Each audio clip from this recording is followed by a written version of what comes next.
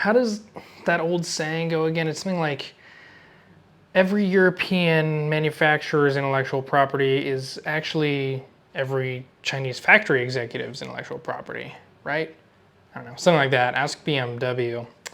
The Griffin Armament GMS, or Griffin Micro Sight. It is definitely one of the optics of all time.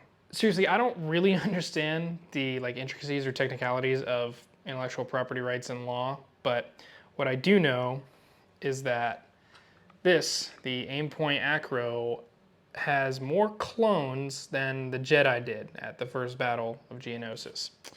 And this is the one we're going to talk about today.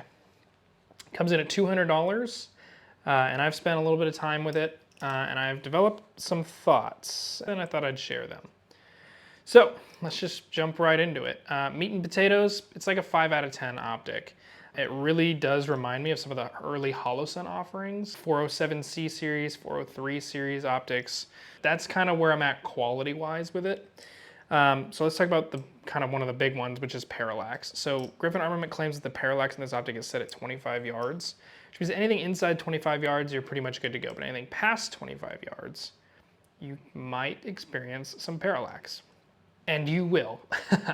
It is obvious, especially when you have this mounted on a carbine. If you get behind it and you're looking at something that's a little bit further away, you will quite easily be able to see the dot shifting around in the window on the target as you move your head. I think this sort of sets up the tone for this optic, which is, it's a 3 MOA dot. It has the parallax set at 25 yards, and it has 1 MOA windage and elevation adjustments. Screams pistol optic. And that's a problem because now we're going to talk about the image. And it's not that good. So again, the image when you're directly behind the optic, if it's mounted on a carbine or something, is not terrible. You can certainly get a flat looking image if you're directly behind it. But the problem is that as soon as you make even a slight movement up, down, left, right, the image warps. This glass, especially the top third of the window here, will magnify. The lower third will shrink the image, I guess for lack of a better word. If you push it off to the left or right, it will look like a funhouse mirror. Like whatever you're looking at will get this weird lump in it on either side, depending on which way you push it. This is a problem because when you press out with a pistol, and especially under recoil, right, your optic's gonna do that. When it does that, with this acro, the image stays relatively flat. If it warps, it's not noticeable to the human eye. You do that with this bad boy. Oh buddy. And the whole image does this weird shimmy where it's it gets bigger at the top and then smaller and then bigger again. And it's it makes both eyes open, target focus shooting really difficult because your left, or your non-dominant eye is seeing one image that's really flat, and your dominant eye is seeing this warping, changing image, and your brain doesn't do great superimposing those things. It's not gonna do very well on a pistol for that reason. And it's only gonna be kind of okay on a carbine, because again, the carbine mitigates the effect of the warping, because you have 3 points of contact, it's easier to stay directly behind it and really, control that recoil.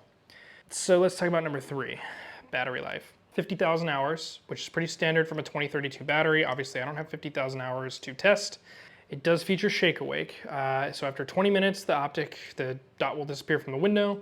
You won't be able to see it anymore. If you bump it, it'll come back. But they also have a 12-hour auto shutoff, which makes no sense to me. Okay, so I've ruled out that I'm gonna put this on a handgun. I'm not gonna put it on there because of the parallax issue and the warping issue. Got it. Maybe I wanna put it on my home defense carbine. Well, now I have an issue with the 12-hour auto shutoff because I don't touch my home defense carbine every day. It sits where it sits and it's ready to go for me.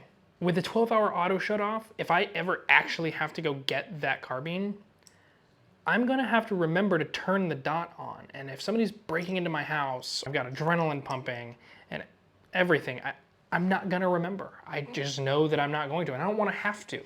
All these other optics manufacturers can get 50,000 hours of battery life, like a constant, shake awake on standby mode.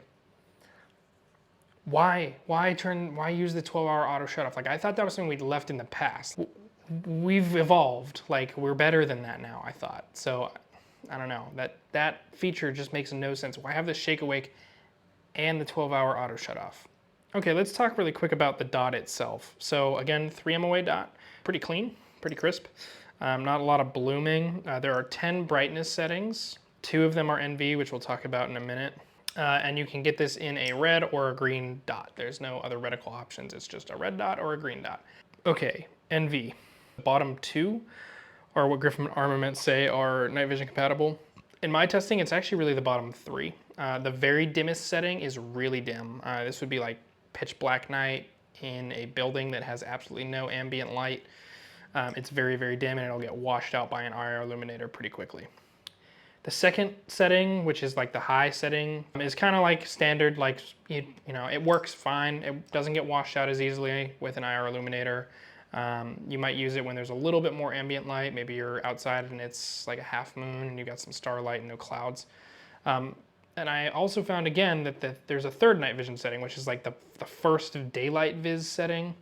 And it's pretty bright if you're in a really dark environment, but if you're in maybe near a city where you've got the skies being illuminated by some city lights, or you've got like a full moon and no clouds, bright night conditions, that first daylight setting works pretty well for night vision. So, but the other thing when we talk about night vision that we have to talk about is the light transmission. I know it's not totally fair, but I have an Acro and it's got really good light transmission. When I press this out under night vision, it feels like I am just looking at a dot in space. The optic body completely disappears. That dot is floating there, and like that is it. That is all there is to it. This isn't bad. Like, you can see through it with night vision, but it's not good. So the optic body does disappear. It does appear as a dot floating in space. However, it's very obvious that what you're looking at is within the optic window, because it's like 10% darker than everything else around. I wanted this to have a redeeming quality. And so far, you can't really use it at nighttime. You can, but it's like really mediocre. You definitely can't use it on a pistol. You wouldn't really use it on a rifle for any kind of serious duty or self-defense situation. So like, what would you use it for? The Holosun 403R exists, and it's like almost identical in price, sometimes a little cheaper on sale. It's just objectively better, right? Like, it's better in every way. The night vision performance is better. You don't have the warping issue. You don't have the parallax issue. You have better battery life, and you don't have to worry about the 12-hour auto shutoff. Why wouldn't you get that? And if you're like dead set on an enclosed emitter optic for your pistol, just save up. This is not where you should be spending your $200. And it's a bummer because I kind of wanted this to be cool and good, especially at $200. And it's just not worth it. Again, the quality is like Holosun 7 years ago, early Holosun optics. And I think I had high hopes because those optics we all thought were really pretty good, right? Like, we were all excited about them because it was like Aimpoint T2 footprint, which means I've got a bajillion mounting options. I can shoot it under night vision. Like, I've got it, you know, the 403R did all these things that we wanted to do, and it did for like $200. And there weren't very many competitive options. Your options were like Aimpoint, Trijicon, EoTech, and like Burris, right? Or like Truglo. And so Holosun bridged the gap between those two worlds of like hobby grade red dots and like military grade red dots. And I felt like they came in right smack dab in the middle. And the problem is that these days, there's so many competitive options out there. Sig Sauer is making great. Their electro-optics division makes good to great optics, depending on which one. Holosun themselves, they are big in the game now. I mean, you can buy like a $500, $600 Holosun optic, or you can buy a $200 one. So with something like this, the only reason I could see somebody wanting something like this is that they want to like put it on a build and LARP that they have an Acro, or like they just really like this shape for some reason. And it does look good on some guns, like I kind of get that, but that's that's the target market, I think, for this thing.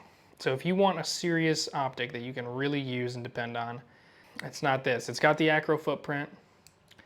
It projects a red dot like an acro, kind of looks like an acro, but an Aimpoint Acro, this is not. Save your dollar reduce, get something better, or find something on the used market for 200, 250 bucks. You'll be much better served because this just doesn't make sense. Anyway, see ya.